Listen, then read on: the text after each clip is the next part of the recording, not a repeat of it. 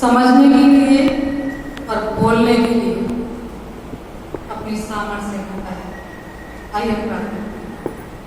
हमारे जीवित और सामर्थ्य अपने करीब पिता, मुक्तिदाता, जीवन दाता, राजाओं के राजा और ऊंचे पे विराजमान, हम आपका हृदय से धन्यवाद देते हैं। और जितने भी हम इस भवन में प्रभु जी उपस्थित हैं, सबको प्रभु आप चुन करके अपने भवन में लेकर के आए हैं कि आपकी स्तुति करें, आपकी महिमा करें, आपकी प्रशंसा करें। और प्रभु जी, मैं कुछ नहीं हूँ, मैं इस योग्य भी नहीं कि प्रभु मैं आपकी वेदी के समीप भी आ सकूँ, परंतु प्रभु आप अपने अनुग्रह की दया करते हैं और हमको अपने समीप आने देते हैं। धन्य है जो आपकी मीठी और धीमी आवाज़ को सुनते हैं। प्रभु आज के वचन पर प्रभु आपकी छाप हो, सुनने वालों को और मुझ पापियों पर अपनी करुणा कीजिए। मेरे मुख में प्रभु यीशु शब्द डालने वाले आप हैं। आपके पवित्र मीठे और सामर्थ्य नाम में मांगती हूँ, आमीन। हम परमेश्वर के वचन में से जो आज पढ़े गए, यिर्मयाह नबी की पुस्तक, उसका 18 बाब और उसकी पहली आयत से 12 आयत तक, और लूका की इंजील उसका 19 बाब पहली आयत से 10 आयत तक। और इन सब के लिए सबसे पहले सबको जय मसीह की। सब चाह रहे हैं, क्योंकि प्रभु हमें बार बार चेताता है कि चाहते रहो और प्रार्थना करते रहो ताकि परीक्षा में ना पड़ो, क्योंकि हम इस संसार में बहुत सी उलझनों में हैं, दुखों में हैं, परेशानियों में हैं। और जब दुख हमारे ऊपर आते हैं तो हम क्या करते हैं? बड़बड़ाने लग जाते हैं। जैसे कि हम पुराने वचन में सुनते हैं कि इस्राएल कौम को परमेश्वर निकाल करके, गुलामी से निकाल करके स्वतंत्र देश में ले जाने के लिए चाह रहा था, परंतु वो थोड़ी सी परेशानी आते ही क्या करने लग जाते थे? बड़बड़ाने लग जाते थे। और आज हम भी ऐसा ही करते हैं। क्या वो परमेश्वर जो हमें सुख देता है, क्या थोड़ा सा दुख ना ले? दुख ना ले, लेना है। उसी परिस्थिति में ही हमारी परीक्षा है। क्यों बच्चों की परीक्षाएं होती हैं? कि उनका पता चलता है कि कौन होशियार है, कौन मध्यम है और कौन बिल्कुल डर है। तो प्रभु का धन्यवाद हर एक बातों के लिए। और हम पढ़ेंगे लूका की इंजील उसका 19 बाब और उसकी पहली आयत से। वह यरीहो में प्रवेश करके जा रहा था। कौन? यीशु मसीह। यीशु मसीह यरीहो में प्रवेश करके जा रहा था और वहाँ जक्कई नाम का एक मनुष्य था जो चुंगी लेने वालों का सरदार था। चुंगी लेने वालों का, जो कि चौगुना भी ले लेते हैं, दुगना भी ले लेते हैं, जैसा ही कंडीशन देखते हैं ऐसा काम तो करते हैं। और आज भी ऐसा ही हो रहा है। इस कोरोना की महाबीमारी में हमने बहुत से सुना कि जो इंजेक्शन 200 का आ रहा है वो 800 का बिक रहा है कुछ जगहों पे। ऐसा ही ये भी था जगह, परंतु परमेश्वर मन को जानता है। उसकी मन में जिज्ञासा हुई। और आज का मेरा थीम भी यही है कि प्रायश्चित और विश्वास। उसके मन में जिज्ञासा हुई कि मैं यीशु को देखूंगा वो कैसा है, यीशु को देखूंगा वो कैसा है। बहुत धनी था, तो फिर भी उसके मन में जिज्ञासा हुई कि मैं यीशु नासरी को देखूंगा।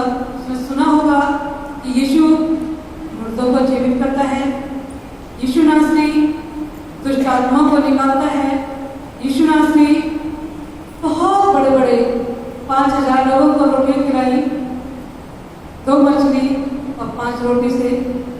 तो उसने भी सुना हो। यदि हम सुनेंगे नहीं, तो जानेंगे कैसे? और परमेश्वर का वचन कहता है कि सुबोपदेशक 5 में कि सुनने के लिए, किसको सुनने के लिए? संसारिक बातों को सुनने के लिए नहीं, बुराई सुनने के लिए नहीं, परंतु परमेश्वर का वचन सुनने के लिए हमें क्या करना है? परमेश्वर के भवन में जाना है, उसके नजदीक जाना है, उससे अपनी जान पहचान को बढ़ाना है। और वो उसने भी सुना कि यीशु नासरी इसी रास्ते से जाएगा। भाई कितनी बड़ी सोच बनाई उसने। वो वैसे भी देख सकता था, राह के किनारे खड़ा हो जाता, एक देखने की चाह थी उसके मन में कि यीशु को देखूं, तो वो राह के किनारे भी खड़ा हो सकता था। परंतु वो ये दिखाने के लिए कि मुझे वो देखना। कुछ काम परमेश्वर हमसे भी चाहता है कि हर एक काम हम मनुष्यों को दिखाने के लिए नहीं, परंतु जीवित पिता को दिखाने के लिए करें, जो सचमुच में हमें देखता है। कौन कौन विश्वास करते हैं कि यीशु हमें देखता है? हम सब विश्वास करते हैं कि हमारा जीवित पिता हमें देखता है। चाहे हम काफ कोठी में घुस करके वो काम करें जो प्रभु को नहीं पसंद है, या चौड़े में करें, खुले में करें, उसे भी प्रभु देखता है। परंतु प्रभु मन को भी देखता है। वो मन को जांचने वाला परमेश्वर है कि हम उसके सामने कितने नम्र और दीन और हलीम बनकर के आए। और जब हम नम्र और दीन और हलीम बनकर करके उसके पास आते हैं, तो वो हमारे सोच को जानता है, हमारे विचारों को जानता है, और हर काम में करने के लिए हमें उत्साहित करता है। हमारे अंदर एक जिज्ञासा उत्पन्न हो जाती है कि हमें भला करना है। और उसी प्रकार इस जगह के मन में भी जिज्ञासा हुई, एक इच्छा हुई कि मैं यीशु को देखूं। और वो क्या था? नाटा था। इसकी 30वीं आयत में लिखा है क्योंकि वह नाटा था। अब किसके पेड़ पर चढ़ा? गूलर के पेड़। गूलर के पेड़ पर चढ़ करके पत्तों के बीच में छुप करके बैठे ताकि मुझे कोई देख न ले।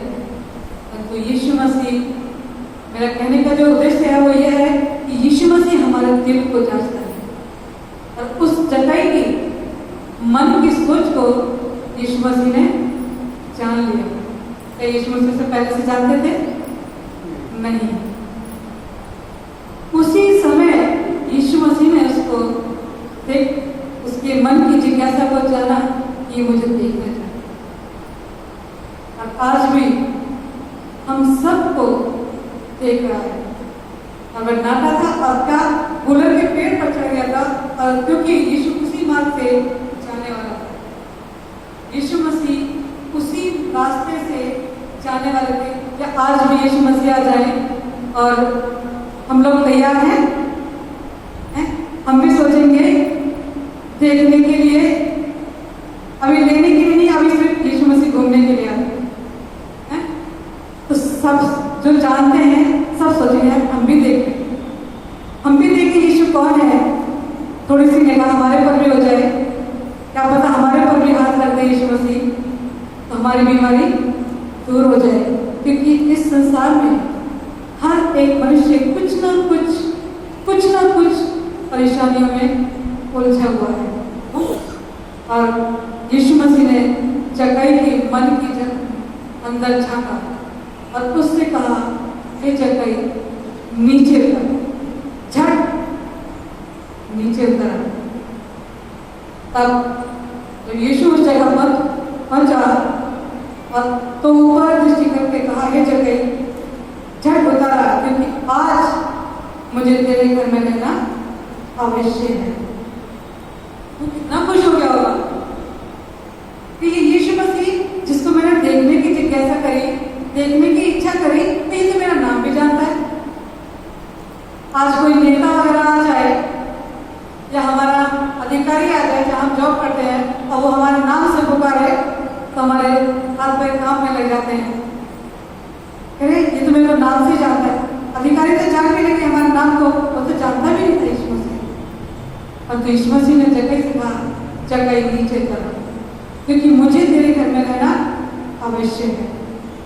और जगह बड़ा झटपट आनंद के साथ, खुशी के साथ नीचे उतर के आया और उसने कहा, यीशु ने कहा कि मुझे तेरे घर में रहना है, अवश्य है।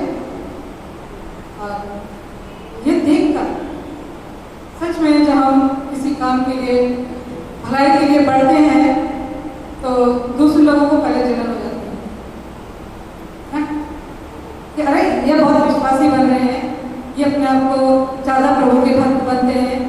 आज एक गवाही सुनी थी कि एक पास्टर वचन दे रहे थे और उनके पास एक अच्छी पोस्ट वाला व्यक्ति आया और उनसे कहा पास्टर से कि पास्टर जी आप मेरी बेटी के लिए प्रार्थना करें, मेरे घर चलें।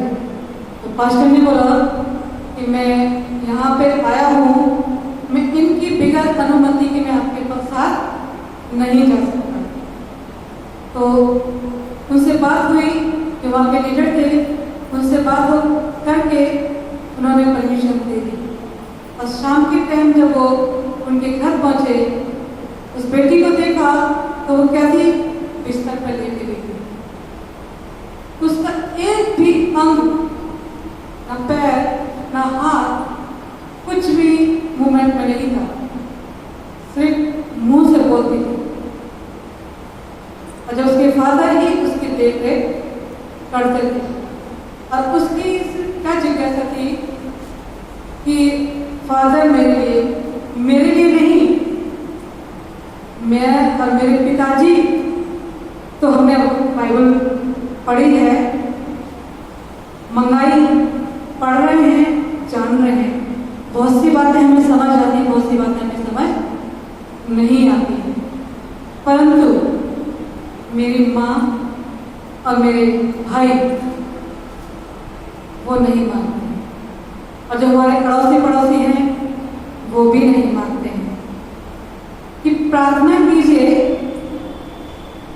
वो ब्राह्मण परिवार के थे कि पास्टर जी प्रार्थना कीजिए कि मेरी माँ और मेरा भाई प्रभु को जाने। आप सोच सकते हैं कि उसने कितनी बड़ी चीज मांगी।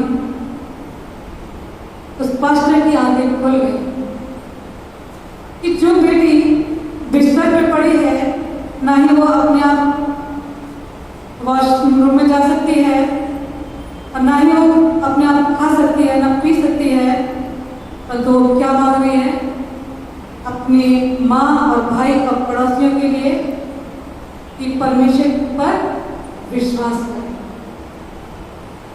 तो वो पास्टर जी उस बेटी के लिए प्रार्थना की और खुश हुए कि उनकी आंखें खुल। आज हम लोग भी जब हम परेशानी में होते हैं, अपने दुख और परेशानियों को लेकर के उसके पास आ जाते हैं, परंतु कभी हमने विश्वास में प्रार्थना में ये मांगा है कि प्रभु मुझे अपने विश्वास में दृढ़ कर, मांगना भूल जाते हैं। मैं भी ऐसी हूँ, मांगना भूल जाते हैं। वो मांगते हैं प्रभु संसारिक धन दे, उसके पास वो चीज है, मेरे पास नहीं है। प्रभु इसी प्रकार हम परमेश्वर के वचन में देखते हैं, सुलेमान ने क्या मांगा, परमेश्वर से बुद्धि मांगी, इसलिए कि मैं दूसरों को ऑर्डर चलाऊं, सिर्फ न्याय करने के लिए कि जो प्रजा मेरे को सौंपी गई है उसका मैं ठीक सही न्याय कर सकूं।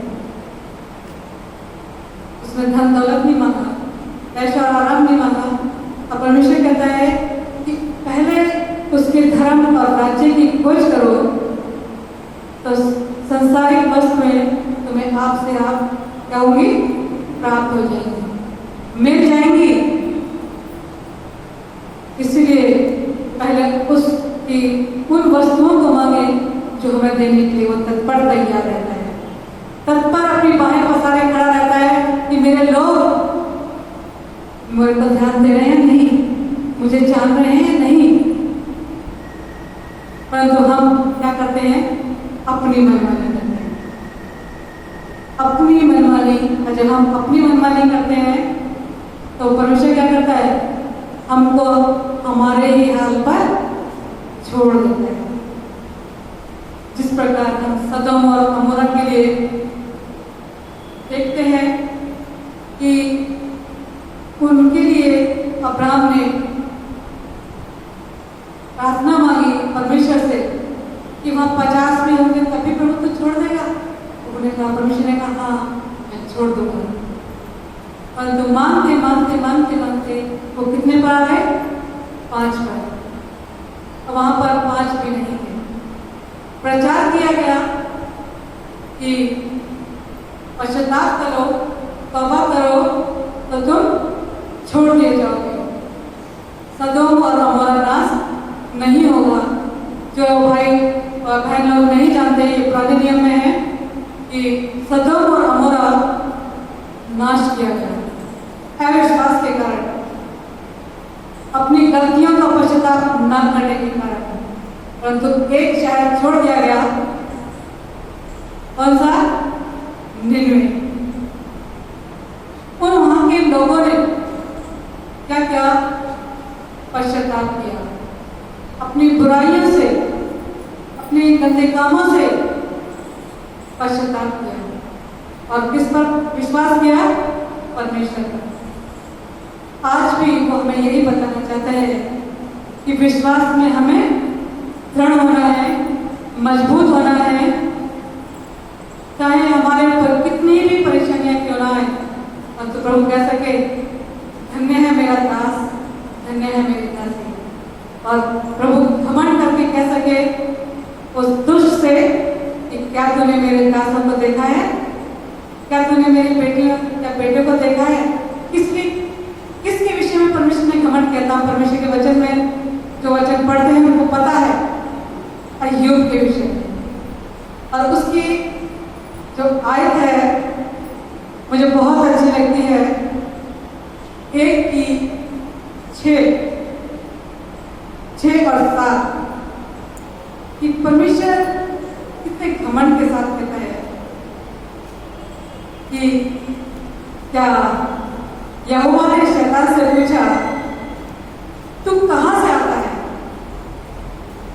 शैतान ने यहोवा को उत्तर दिया, पृथ्वी पर इधर उधर घूमते फिरते और डोलते डालते आया हूं। तब परमेश्वर ने क्या कहा, क्या तूने मेरे दास अय्यूब पर ध्यान दिया है, क्योंकि उसके तुल्य खरा और सीधा और मेरा भय मानने वाला और बुराई से दूर रहने वाला मनुष्य कोई नहीं है। कोई था नहीं, अय्यूब था। क्या आज भी परमेश्वर यही चाहता है कि हम उसके भय में रहें और कितने डर के साथ परमेश्वर ने उसके विषय में डर किया। क्या तूने मेरे दास शैतान को चेतावनी दे दी। आज भी परमेश्वर चाहता है कि हमारे विषय में भी हम इतने मजबूत और उस पर दृढ़ रहें कि वो हमारे विषय में भी कह सके कि क्या उस कलीसिया के विषय में तू जानता है, क्या वहां की कलीसिया के लोगों के विषय में तू जानता है। तो शैतान कह सके, हाँ जानता हूं, तूने बड़ा जवाब रखा है। क्या हम उसके सामने, परमेश्वर के सामने आते हैं सिर्फ परेशानियों को लेकर के ना आए, दिक्कतों को लेकर के ना आए, परंतु धन्यवाद है।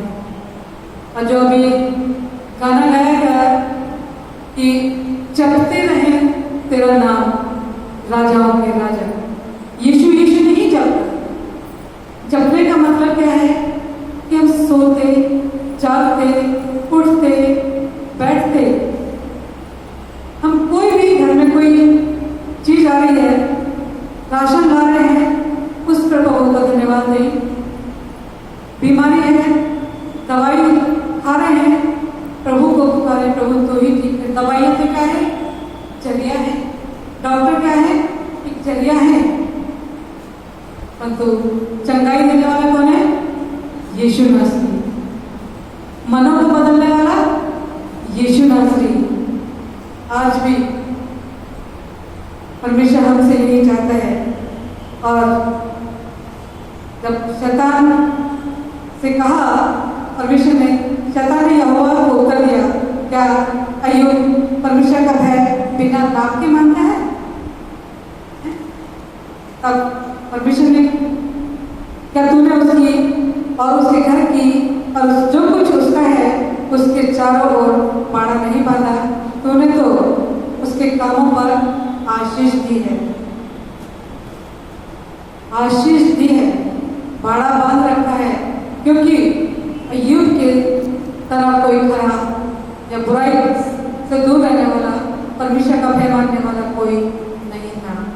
आज भी वो हम सब से यही चाहता है कि हम इन सब बातों से जो संसारिक है, संसार लुभावने वाला है, और आज के समय में हम मत्ती को, इंजील को पढ़ते हैं, 24 में सब कुछ लिखा हुआ है। जो वचन पढ़ते हैं जानते हैं कि जाति जाति पर, राज्य राज्य पर चढ़ाई करेगा, भूलोल होंगे, अकाल आएंगे, महा बीमारियां आएंगी। परंतु धन्य है वो लोग जो परमेश्वर के सामने खड़े रहते हैं, परमेश्वर को अपना जीवन दे देते हैं। आज प्रभु हमसे यही चाहते हैं। और नहीं तो परमेश्वर हमें जैसा चाहे ऐसा रहे। जिस प्रकार अभी हमें यिर्मयाह की पुस्तक में पढ़ा कि कुम्हार क्या करता है, अपनी इच्छा से वो मिट्टी बनाता है, मिट्टी का लौटा बनाता है। और इसमें लिखा है, यहोवा की ओर से यह वचन यिर्मयाह के पास पहुंचा, उठ और कुम्हार के घर जा और वहां मैं तुझे अपने वचन सुनाऊंगा। इसलिए मैं कुम्हार के घर गया और क्या देखा कि वह चाक पर जो कुछ बना रहा है, जो मिट्टी का बर्तन बना रहा था, वह बिगड़ गया। क्या हो गया? बिगड़ गया। तब उसने उसी को दूसरा बर्तन अपनी समझ के अनुसार बनाया। दूसरा बर्तन अपनी समझ के अनुसार। आज हम लोगों को परमेश्वर ने बना दिया है अपने समझ से। तो पहले हमको सृष्टि दे दी, हमारे हाथ पैर सब कुछ स्वस्थ है। हम बहुत धन्य हैं कि हमारे हाथ पैर और दो हाथ हैं, दो पैर हैं, उंगलियां हैं, सब कुछ स्वस्थ है। और बहुत से लोग हैं जिनको देखते हैं जिनके पैर ही नहीं है, व्हील चेयर पर चल रहे हैं, किसी का एक हाथ नहीं है, किसी की एक आंख नहीं है।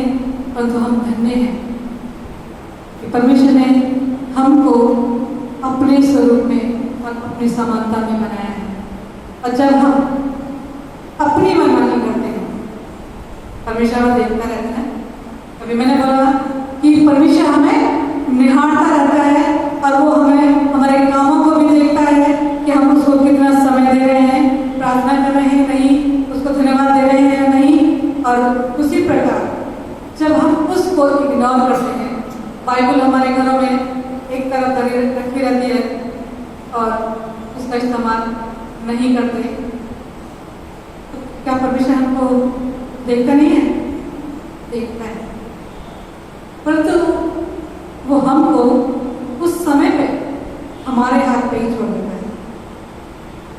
जैसा तुम्हें करना है करो, क्योंकि पुराने समय में नबी लोग भेजे गए। कितने नबी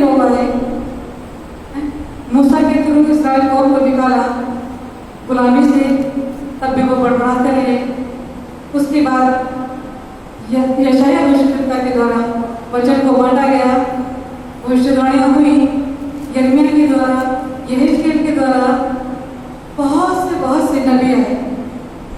और तो फिर बाद में परमेश्वर ने किसको भेजा? अपने इकलौते पुत्र को। और उसको भेजने के बाद भी यीशु मसीह ने हम सब के लिए अपने प्राणों की आहुति दे दी। वो राजा था, वो राजा का बेटा था। क्या उसके लिए किसी के घर में जगह नहीं थी? जगह थी, वो कहीं भी इंतजाम कर सकता था। परंतु उसने कहाँ जगह निर्मित करी जन्म होने के लिए? गौशाला में। गौशाला में क्या किया? यीशु मसीह ने जन्म लिया ताकि जो चरवाहे अपने झुंड का पहरा दे रहे थे वो भी उसको सिजदा करने के लिए आए, वो भी देख सके। और राजा भी आए और छोटे तबके के लोग भी आए ताकि उसको देख के उसको सिजदा कर सके। यदि मीडियम में होता तो शायद छोटों को अपने घर में नहीं घुसने देते, राजा लोग उस घर में ना आते, ढूंढते रह जाते। तो परमेश्वर का एक इंतजाम, ऐसा इंतजाम है जो हम कभी सोच भी नहीं पाते, क्योंकि परमेश्वर का वचन किसी यिर्मयाह में बताता है कि उसकी योजनाएं हमारे लिए, हम एक योजना बनाते हैं, हम छोटी सी 2 या 3 योजना बनाते हैं कि हम अपने घर में ऐसा करेंगे, हम अपने घर में ये सामान लाएंगे। परंतु परमेश्वर हमारे विषय में योजनाएं बनाता है। योजनाएं का मतलब बहुत ढेर सारी योजनाएं, वो कल्पनाएं करता है कि मैं इस बच्चे के जीवन में, इस बेटी के जीवन में या इस बेटे के जीवन में ऐसा करूंगा। और ऐसा वो तब करता है तब हम उसके साथ चलते हैं। अब चलते नहीं हैं तो वो हमको हमारे हाल पे छोड़ देता है और हम अपनी ही मनमानी, आज के समय में हम देख रहे हैं कि सब अपनी मनमानी कर रहे हैं। तो आज भी परमेश्वर यीशु मसीह पिता से प्रार्थना कर रहा है, गुहार लगा रहा है कि मेरे लोगों को ऐसा मान दे कि वो बदल जाए। जो अनुग्रह का समय है, गाने में भी हमने गाया कि बादलों पर यीशु राजा जल्दी आने वाला है, जल्दी आने वाला है यीशु राजा। हम सब जानते हैं अनुग्रह का समय है, और जब अनुग्रह का समय निकल जाएगा तब पछताते रह जाएंगे ना। इसकी पहली जो गाना गाया था 5 नंबर, रात अब गुजरी जाती भाइयों, दिन निकलता है, तड़का होता सुबह का सितारा आता है।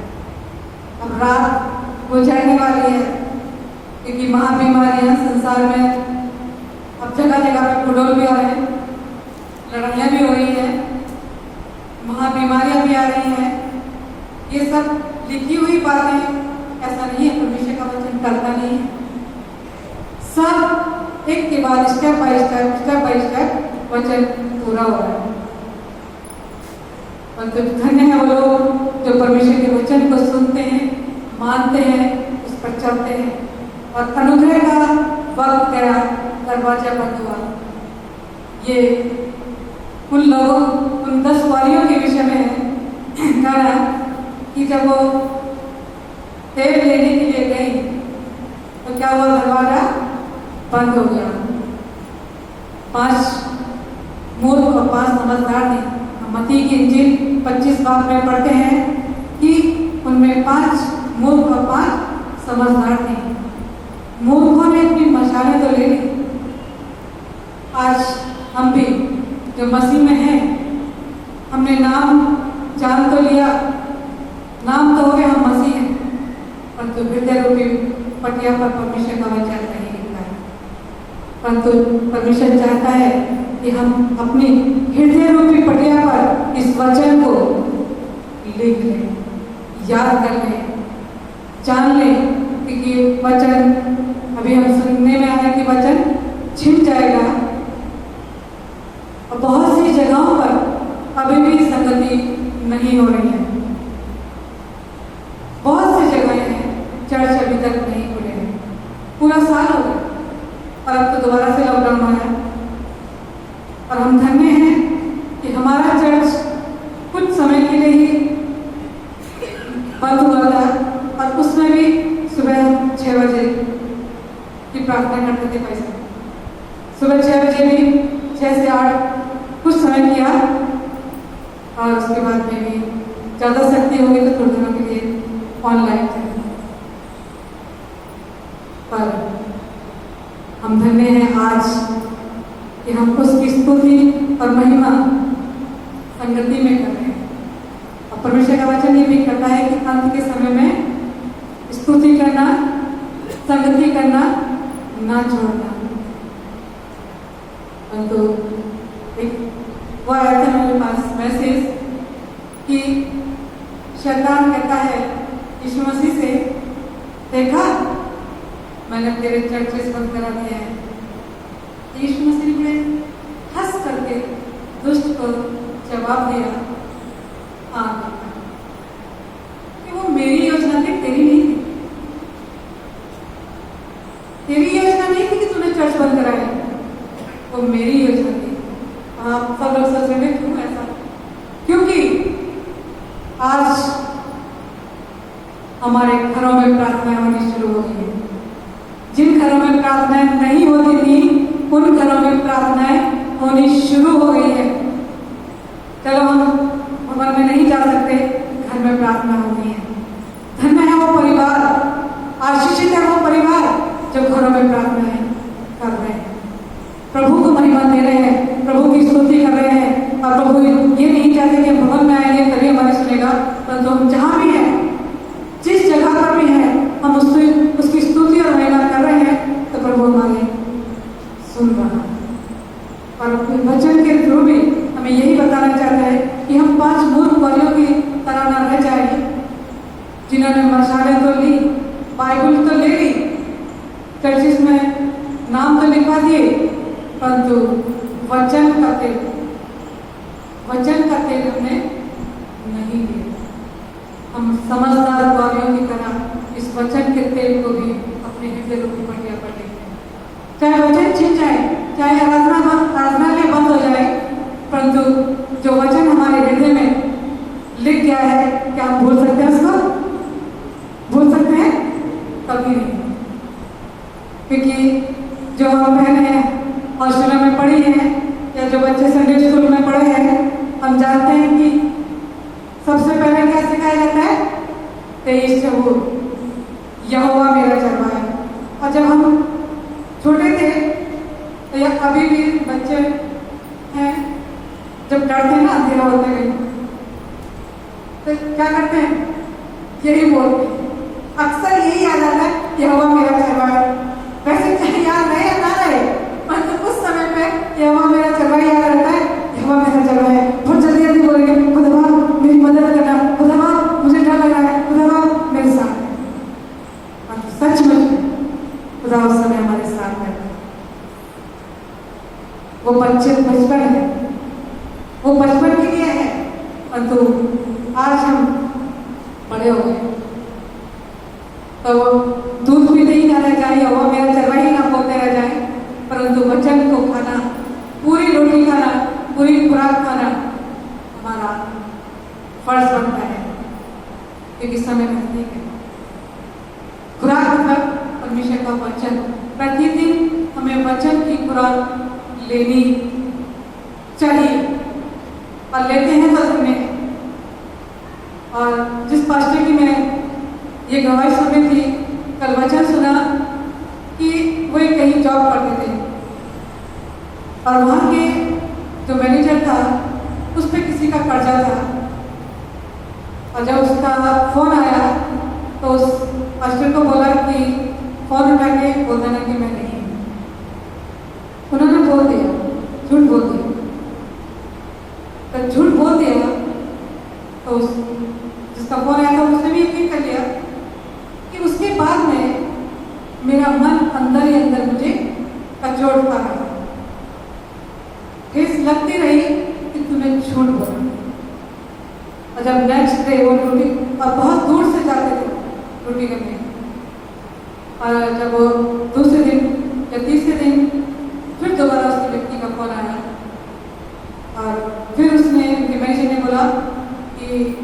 फोन अटेंड करो और बोल देना, झूठ बोल देना कि मैं नहीं हूँ। उन्होंने फोन अटेंड किया और बोला कि बॉस नहीं है और सामने ही बैठे हैं। वो व्यक्ति आ गया और उससे जो लेन देन करना था उसके लिए बातचीत हो गई। उसके बाद में उस पास्टर जी को उस मैनेजर ने इतनी गालियाँ सुनाई कि बहुत, मेरी माँ को भी, मेरी बहन को भी और मुझे भी, और इस्तीफा मुझे मेरे हाथ में दे दिया कि आप नौकरी से घर बैठे। कोई बात नहीं, वो उदास होकर के अपने घर आए और अपनी मम्मी, थोड़ा देर से आता था घर और उस दिन मैं घर जल्दी पहुंच गया तो मम्मी भी देख के एकदम चकित रह गई कि क्या हुआ बेटा। कहने लगा मम्मी नौकरी गई। कि क्यों? कि मैंने झूठ नहीं बोला। तो माँ भी कहने लगी अरे बेटा थोड़ा सा झूठ बोलने को फिर क्या हुआ, नौकरी तो बची रहती। और तो उसके हृदय में परमेश्वर ने काम किया, पास्टर जी के मन में परमेश्वर ने काम किया और उन्होंने कहा ना माँ, नहीं माँ मैं झूठ नहीं बोलूँगा। और उसके बाद में उन्होंने 2.5 साल तक वो अपने घर में बैठे, नौकरी नहीं की। परंतु उन्होंने बताया कि जितना टाइम मुझे सफर में लगता था आने जाने में, उतने समय में 17 घंटे मैं वचन पढ़ता था। ध्यान रहे सुन, 17 घंटे हम पढ़ सकते हैं? नहीं। 1 घंटा भी हम वचन नहीं पढ़ सकते, 1 घंटा वचन नहीं सुन सकते। अरे बोर हो गए, ऐसा हम बोल रहे हैं। और उसके बाद में आज वो प्रभु के बहुत बड़े सेवा है। सूरज मन है कुछ काम कैसे कर गया है, बहुत बड़े प्रभु की सेवा है। प्रभु ने कहाँ से उठाकर उनको कहाँ पहुँचा दिया। तो हमें दृढ़ संकल्प यदि हम लेते हैं प्रभु के सामने, तो प्रभु हमारी सुनता है। वो हमारे एक एक शब्दों को, एक एक आंसू बहा करके जब हम उसके सामने आते हैं तो वो हमें जांचता है, देखता है और उत्तम आशीषों से भरता है। और इसी के बाद उस इसने कुम्हार की तरह फिर दोबारा मैं अभी उसी उस पर आती हूँ कि कुम्हार, हमारा परमेश्वर हमारा कुम्हार है। जब हम उसके साथ साथ चलते हैं, उसको अपने जीवन में प्रथम स्थान देते हैं, तो वो हमें हर पल संभालता है। और अपनी इच्छा से जब उसे पता रहता है कि इस समय मेरे बेटे को, मेरी बेटी को किस चीज़ की आवश्यकता है, तो वो देता है। समय से पहले वो हमारी आवश्यकताओं को क्या करता है, पूरी करता है। और तो जब हम परमेश्वर को अनसुना कर देते हैं, तो इस कुम्हार की तरह अपनी मर्जी से वो अपने कामों को करता है। एक बार बर्तन बनाते बनाते उस कुम्हार की मिट्टी बिगड़ गई और उसने फिर अपनी मर्जी से, अपनी इच्छा से दूसरा बर्तन बना दिया। इसी प्रकार इसके आगे 5वें आयत से, यिर्मयाह 18 उसकी 5वें आयत से, तब यहोवा का ये वचन मेरे पास पहुंचा, हे इस्राएल के घराने, यहोवा की यह वाणी है कि इस कुम्हार के समान तुम्हारे साथ मैं भी, क्या मैं भी काम नहीं कर सकता? कर सकता है, कर सकता है। इस्राएल कौम के लिए आज भी हम उसकी चुनी हुई कौम, इस्राएल कौम अब्राहम की संतान है। हमारे विषय में वो ऐसा ही कहता है, कर सकता है। देख, जैसे मिट्टी कुम्हार के हाथ में रहती है, वैसे ही इस्राएल के घराने तुम भी मेरे हाथ में हो। हम इस्राएल के घराने हैं और हम उसके हाथों में हैं। परंतु परमेश्वर कहता है वचन में कि कठिन तक पढ़ने दो। किसको? और जंगली घास को भी। कटनी का समय कब है? जब हमारा न्याय होगा, हमारे यीशु मसीह बादलों पे आएगा। और गाना तो हम गा लिया कि बादलों पर यीशु राजा जल्दी आने वाला है। हमारे यीशु राजा जब बादलों पे आएगा, हम जो उसके साथ जीवित हैं वो उठा लिए जाएंगे और उसके साथ उस दिन में, उस घर में प्रवेश करने पाएंगे जो उसने हमारे लिए तैयार किया है। और कितना अच्छा वादा किया है कि मैं चाहता हूँ और तुम्हारे लिए जगह तैयार करता हूँ कि जहाँ मैं रहूँ वहाँ तुम भी रहो। कहाँ? उस स्वर्ग में। वो बहुत अच्छा घर है।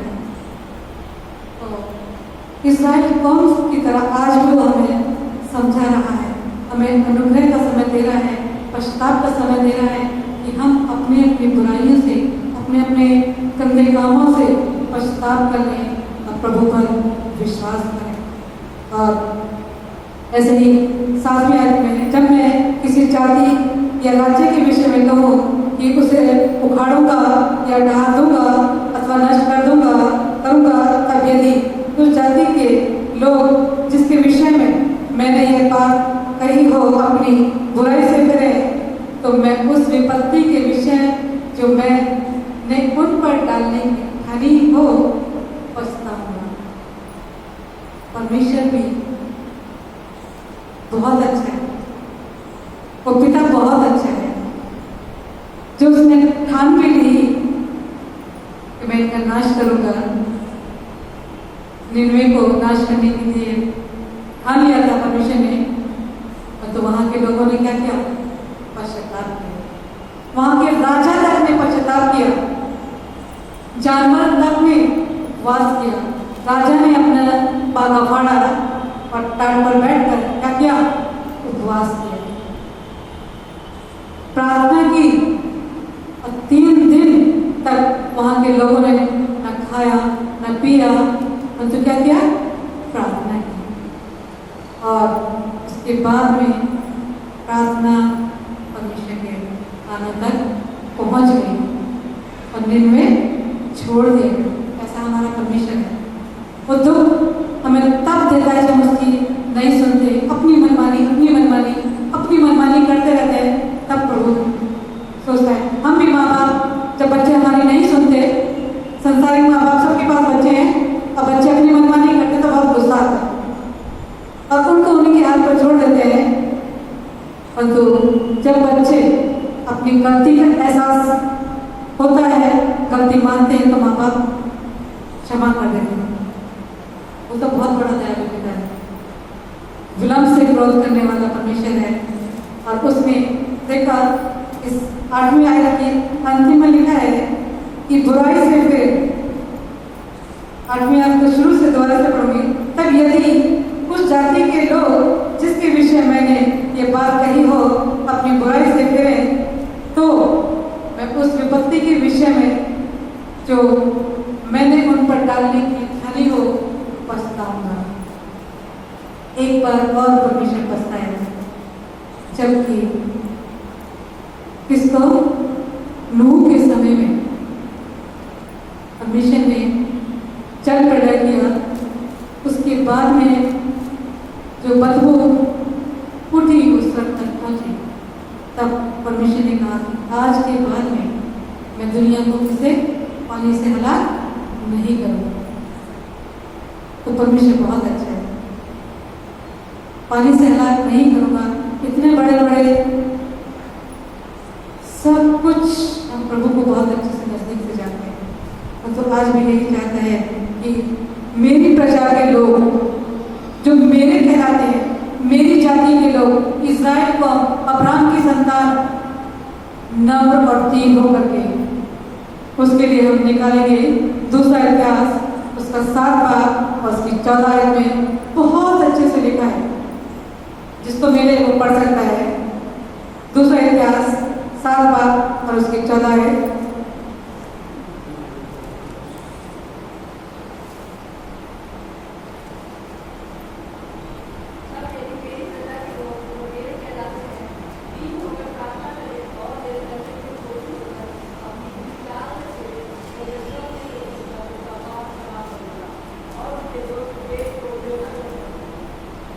Thank you.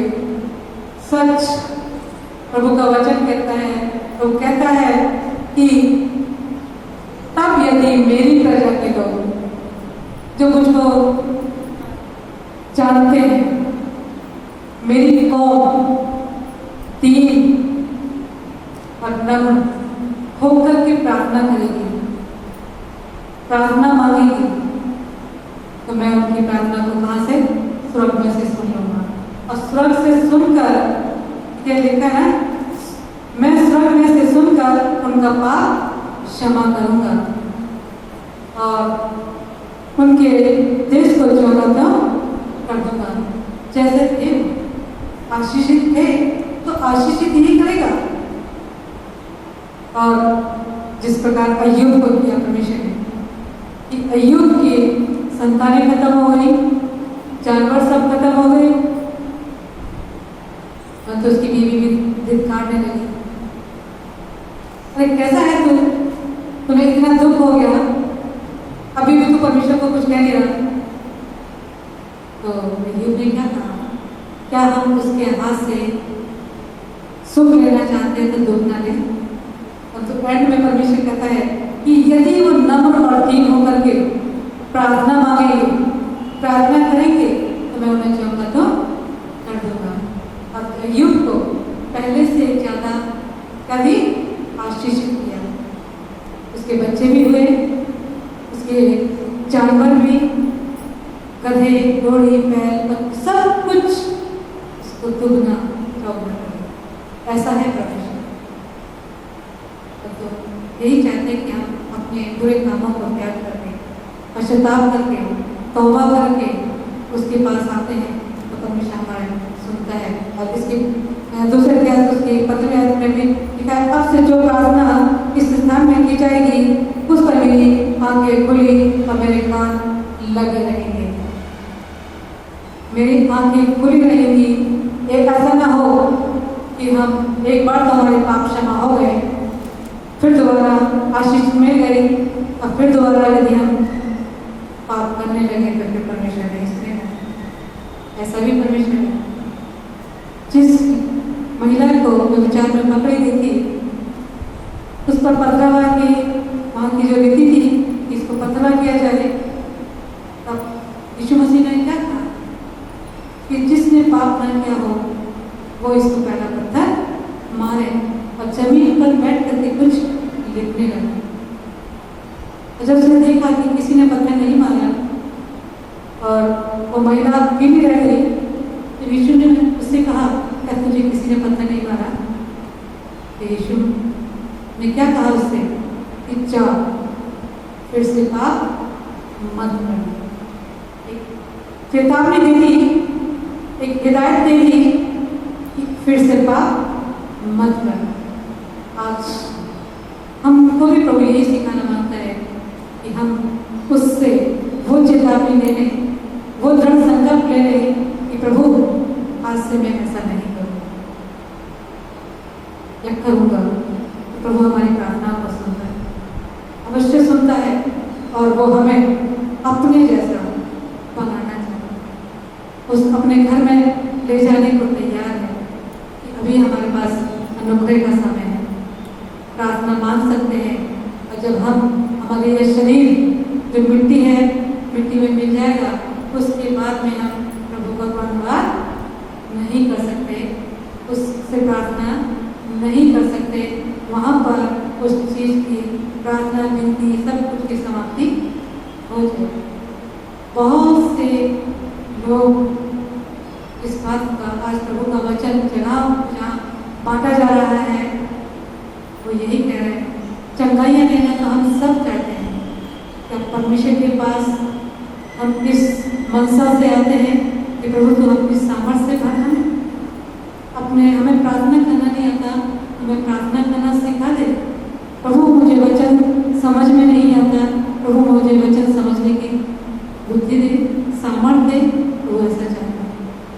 आज हम अपने मनों में दृढ़ संकल्प करें कि प्रभु जी, मैं जो भी मांगू वो तेरी इच्छा के अनुसार हो। मैं चलने में अपने पूरे चाल चलन से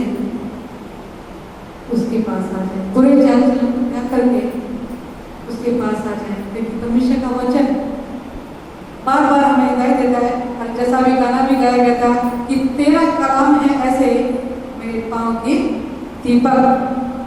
भजन संहिता 119 उसकी 105 आयत में साफ लिखा है कि तेरा वचन मेरे पाँव के लिए दीपक और मेरे मार्ग के लिए उजियाला है। उजियाला है तो वो हमारे सामने आगे आगे चलता है जब उसको अपने आप को उसके हाथों में सौंपते हैं। और कल मैं अपनी बढ़ाई नहीं कर रही हूँ, प्रभु का धन्यवाद देने की एक बहन और है, वो गाजियाबाद से आती है और उन्होंने गाजियाबाद से आती दिक्कत होती है, फैमिली है, बच्चे हैं, क्रिश्चियन फैमिली से बिलोंग करती है। तो उनके हस्बैंड जब कोविड पॉजिटिव थे तब भी वो कहने लगी शिष्य प्रार्थना करें। प्रार्थना की मेरी आदत है, डेली प्रार्थना करते थे। और प्रभु का धन्यवाद हो कि और भी कई जगहों पे जहाँ जहाँ उन्होंने प्रेयर रिक्वेस्ट भेजी, प्रार्थना की गई और उनके हस्बैंड स्वस्थ होकर के अपने घर भले चले हैं। जब हमसे मिले तो धन्यवाद, प्रभु की महिमा हो। और कल भी 2-3 दिन पहले कहने लगी कि सिस्टर प्रार्थना करेंगे, मुझे ट्रांसफर कराना है। अब प्रार्थना करके वो निकली, ऑफिस गई सीएमओ ऑफिस, और दूसरे दिन जब आकर के बोले सिस्टर सचमुच में प्रभु का बहुत बहुत धन्यवाद कि जो भी कुछ होना था और भरना था, रिक्वेस्ट देनी थी, बहुत अच्छे से सारा काम हो गया। अब डेट आएगी और उनका ट्रांसफर उनके जगह पर जहाँ वो चाहती है वहाँ का हो जाए। तो मेरे कहने का मतलब यह है कि जब हम अपने जीवन में प्रभु को प्रथम स्थान देते हैं तो प्रभु हमारी प्रार्थनाओं को सुनता है। वो सुनने वाला परमेश्वर है, पर तो हमें मांगना है। मांगोगे तो दिया जाएगा, ढूंढोगे तो पाओगे और खटखटाओगे तो तुम्हारे लिए खोला जाएगा। सच आज का वचन मेरे से प्रभु जी जो भी प्रभु ने बुलवाया, मेरी अपनी गलती हो तो मुझे क्षमा करना और प्रभु भी मुझे क्षमा करेगा। सबको जय मसीह की। आइए प्रार्थना करें। हमारे जीवित सामर्थ्य में दया के सागर पिता, आपका बारंबार धन्यवाद प्रभु जी, इस योग्य नाते कि प्रभु यीशु आपकी वेदी के पास आ सकते हैं। तो आपने अपना अनुग्रह दिया, अपना आत्मा दिया। प्रभु जी जो शब्द मेरे मुख से निकले हैं जो गलत हो, प्रभु जी मुझे क्षमा करें। और हम सुनने वालों को अपनी बुद्धि, अपनी समझ, अपने ज्ञान से भर देना। अब प्रार्थना करते हैं अपने खादिम के लिए कि जो जहाँ भी हैं प्रभु आपके वचन को बांट रहे हैं, आपकी स्तुति और महिमा कर रहे हैं, और भी जहाँ जहाँ प्रभु यीशु अपने नाम की स्तुति और महिमा हो रही है, प्रभु धन्यवाद हो। हम झुक झुक कर आपकी स्तुति कर रहे हैं तो उसे भी देख रहे हैं, अब खुले में भी हो रही है आपकी स्तुति और महिमा, आप उसको भी देख रहे हैं। धन्य है वो जो आपकी स्तुति कर रहे हैं, और धन्य है प्रभु आप उनको जो आशीष दीजिए जो नहीं आ पाए हैं, जो भी कोई कारण है प्रभु उनके सामने उनकी समस्या को दूर करना, परेशानियों को दूर करना, और सब पर अपनी उत्तम आशीष उम्मीद दीजिए, दया कीजिए। आपके पवित्र मीठे और सामर्थ्य नाम में मांगते हैं।